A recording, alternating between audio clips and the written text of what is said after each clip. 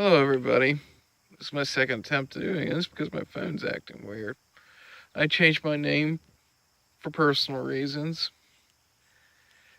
I named myself after Shay because, yeah, I've been betrayed by a few close friends of mine.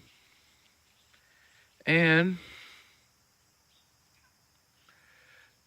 yeah, and it's a long story.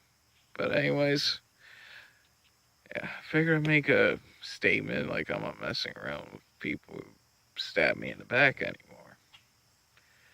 And this happened months ago, so I figure it's time to make a strong statement. But that's not what I wanted to talk about. Oh, there's my cat. Hey, kitty. That's not what I want to talk about. I've been reading a couple articles lately on these attacks that make no sense to me. One guy was dressed up in Civil War garb, a Siren Civil War uniform, was in a parade with a bunch of other reenactors. I guess somebody from the crowd came out and pepper sprayed him in the face. And then I read an article today where a guy was stabbed because somebody thought he had a Nazi looking haircut. I mean, I get it. Racism is bad. I get it. But aren't you what you're doing is equally bad? I mean, reenactors, they do this not because they think the South was all that, They do it because they love history and they want to reenact history so people could learn from the reenactions.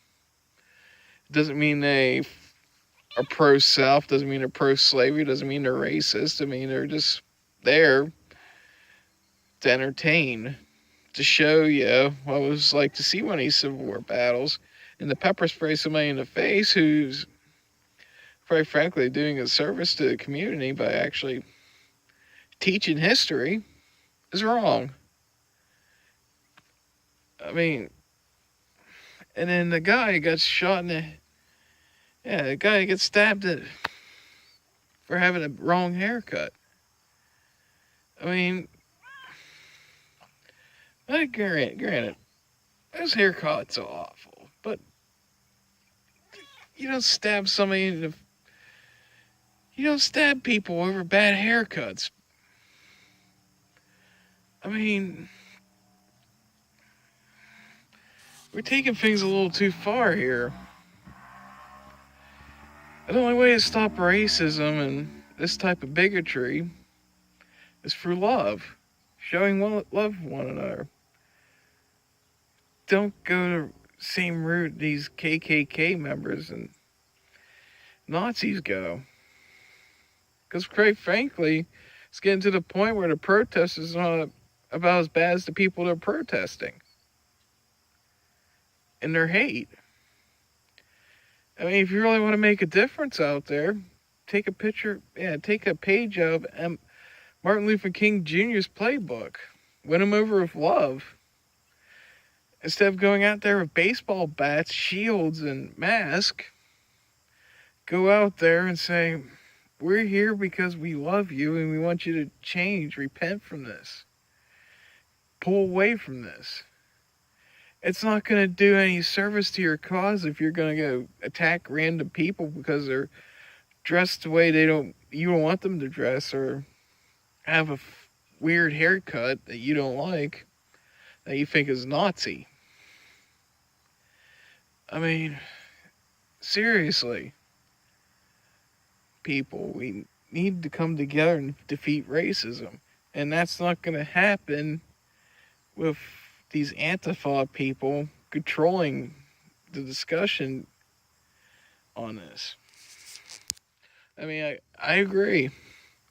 The KKK, Nazis, they need to go out of this country. Those ideals need to leave. And the only way you're going to do that is not stabbing people. It's not pepper spraying them in the face. It's not killing them. It's bringing the truth and light of Christ into their lives. Because God made us all equal. All races are equal. We are all made in his image.